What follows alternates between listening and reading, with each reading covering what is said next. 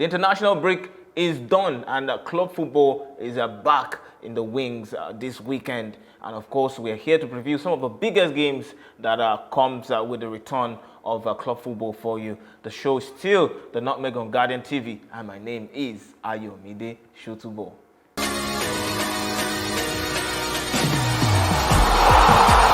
Let's begin in Germany, where things are looking pretty interesting. Of course, Bayern Munich have signed up Thomas Tuchel as their new manager after laying off Julian Nagelsmann. And Thomas Tuchel can very much win the treble, and here's why. In the Bundesliga, they're just a point behind the league leaders Borussia Dortmund, and they play Dortmund this particular weekend. I don't know who write the scripts of football, but then how you meet your old club. If you're Thomas Tuchel, you meet your old club for your new employers on your first game back in Germany. Dortmund, interestingly, one of the good sides in 2023. They've only lost one, and of course that was against Chelsea, and that was how they backed out of the Champions League as well.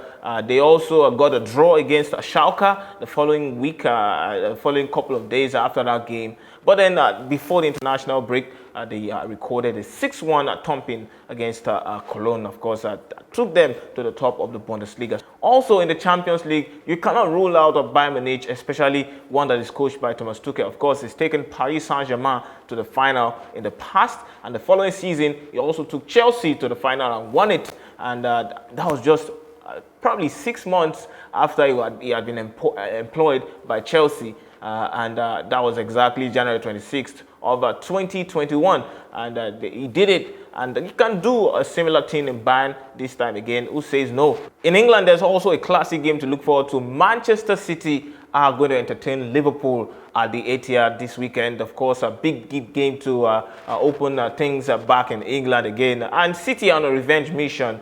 Of course, they have to hunt down Arsenal, who are 8 points ahead of them. And to do that, they begin with a revenge mission against Liverpool, who picked up a 1-0 win against them at the Anfield Stadium.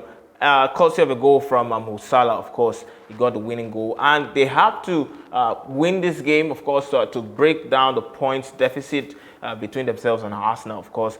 And they have a good chance of doing it as well, because they have won their last 3 games against Liverpool at the Etihad Stadium. Also, bookies have tipped them to win this particular one at 1.62 odds, so you might want to place your bet in that line as well. Another big game to look forward to is Newcastle United, of course, entertaining Manchester United at the St. James Park. This is going to be the third meeting between both sides this season.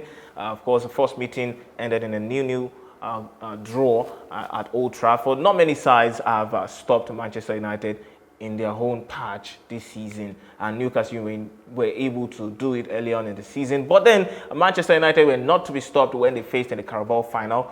They claimed that trophy, their first in 6 years, of huge significance, and there was a lot to fight for in that game. Of course, Newcastle United were also trying to halt a trophy drought of their home. But this time around, attention will be switched to the top 4 race. Manchester United looking to cement their place there. But then in terms of where Newcastle finish in the top 4, I'm going to predict that they finish in 4th. And here's why. They play some of the best football, just like I said already. And they also have a favorable fixture list. You consider the teams that they're still to play. They play Arsenal, they play Spurs, Chelsea, after Manchester United this weekend. But then you look at teams that are also in the contention for top 4 with them. There's Tottenham, and Tottenham still have to play Brighton, who are also chasing a place in Europe this season. They play Everton, who are relegation threatened at the moment. They play Newcastle, who are of course still battling for top 4 as well. They play Manchester United, big side and difficult side to play against this season. They play Liverpool also in the top 4 conversation. They play Crystal Palace, having sacked Patrick Vieira.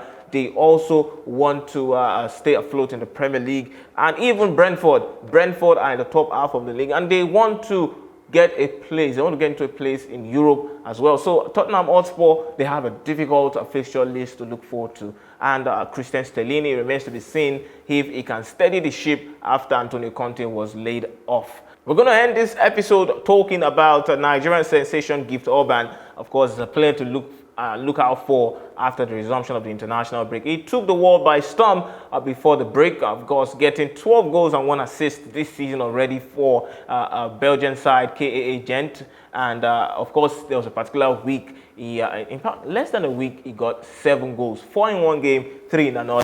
Gift Orban is a phenomenon, and it's going to be one to look forward to. His market value is pumping up. He used to be worth 3.3 million euros. That was the amount that Gent got him from Norway, and that is equivalent to 1.6 billion naira, whooping money. And now is worth 9 million euros, and that's equivalent to 4.5 billion naira. And I believe his club side would also think he's worth more.